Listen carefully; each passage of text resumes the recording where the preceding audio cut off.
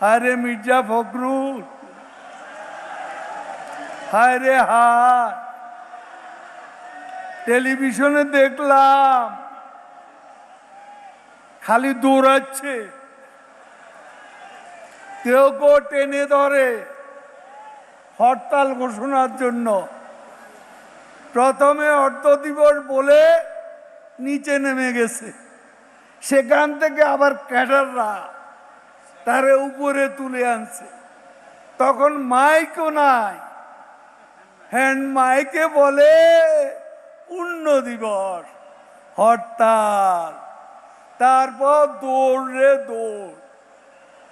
ওই যে এই ঢাকা বিদ্যুৎ আর পানির দাবিতে মনে আছে সালাউদ্দিনের দৌড়, এই দৌড়।